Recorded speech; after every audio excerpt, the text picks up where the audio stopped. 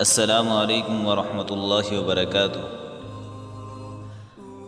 بہت سے بھائی پوچھتے رہتے ہیں کہ اپنے کسی مرحوم کو یا مرحومہ کو جن کا انتقال ہو چکا ہے ان کو خواب میں کیسے دیکھیں۔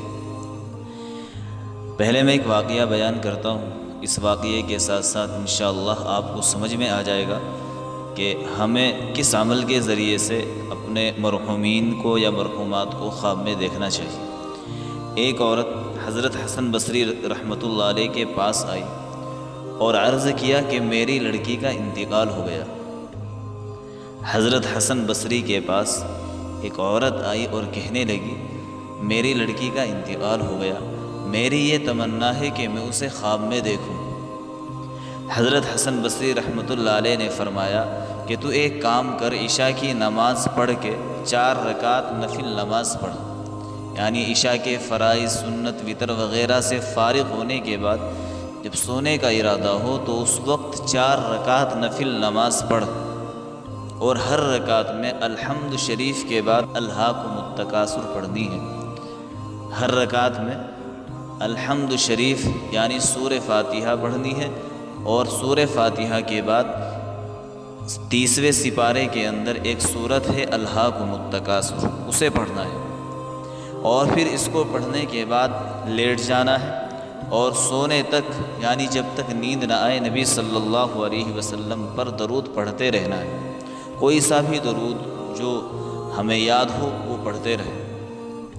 اس عورت نے ایسا ہی کیا۔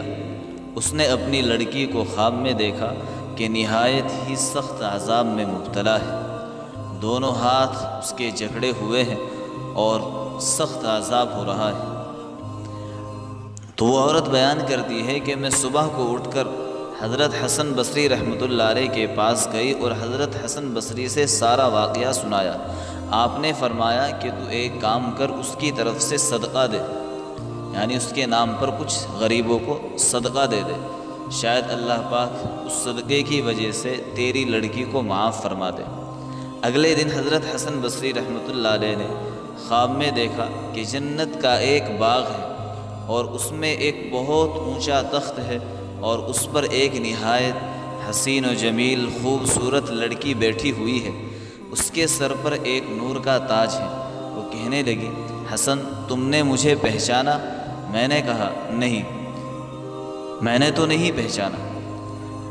کہنے لگی میں وہی لڑکی ہوں جس کی ماں کو تم نے درود شریف پڑھنے کا حکم دیا تھا۔ یعنی یہ لڑکی حضرت حسن بصری رحمۃ اللہ علیہ کے خواب میں آئی اور اس نے خواب میں آ کر یہ بتایا کہ میں وہی لڑکی ہوں جس کی ماں کو آپ نے درود شریف پڑھنے کے لیے کہا تھا۔ حضرت حسن بصری نے فرمایا کہ تیری ماں نے تو تیرا حال اس کے برعکس بتایا تھا، یعنی تیری ماں تو یہ کہہ رہی تھی کہ میری بچی کو عذاب ہو رہا ہے اور وہ اس وقت بیڑیوں میں جکڑی ہوئی ہے، لیکن میں تو تجھے دیکھ رہا ہوں تو نہایت مزے میں ہے۔ اس نے کہا کہ میری حالت وہی تھی جو میری ماں نے بیان کی۔ حضرت حسن بصری نے پوچھا پھر یہ مرتبہ کیسے حاصل ہوا؟ اس نے کہا کہ ہم 70,000 آدمی عذاب میں مبتلا تھے، ہم 70,000 آدمی عذاب کے اندر مبتلا تھے۔ ایک نیک آدمی یعنی ایک نیک بزرگ کا گزر ہمارے قبرستان پر ہوا، انہوں نے وہاں قبرستان کے اندر درود پڑھ کر ہم سب پر ثواب پہنچا دیا۔ اس درود کی برکت سے اللہ نے ہم سب کے اوپر سے عذاب ہٹا دیا، یعنی اللہ نے ان بزرگ کا درود ایسا قبول کیا کہ اس درود کی برکت سے اللہ نے ان 70,000 آدمیوں کے اوپر سے عذاب ہی ہٹا دیا۔ اس درود کی برکت سے اللہ نے ہمیں عذاب سے آزاد کر دیا۔ حضرت حسن بصری رحمۃ اللہ علیہ نے یہ خواب اس لڑکی کی ماں کو سنایا۔ اس لڑکی کی ماں بڑی خوش ہوئی اور اللہ کا شکر ادا کیا۔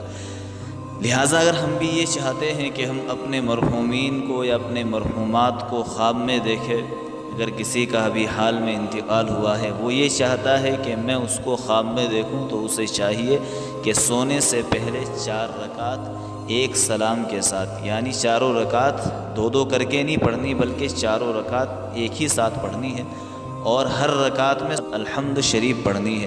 الحمد شریف کے بعد الہاکم التکاثر پڑھنی ہے، پھر چاروں رکعت پڑھنے کے بعد جب سلام پھیر لے اس کے بعد بات نہیں کرنی، جب تک نیند نہ آ جائے اس وقت تک درود شریف پڑھتے رہے اور اسی حال میں سو جائے۔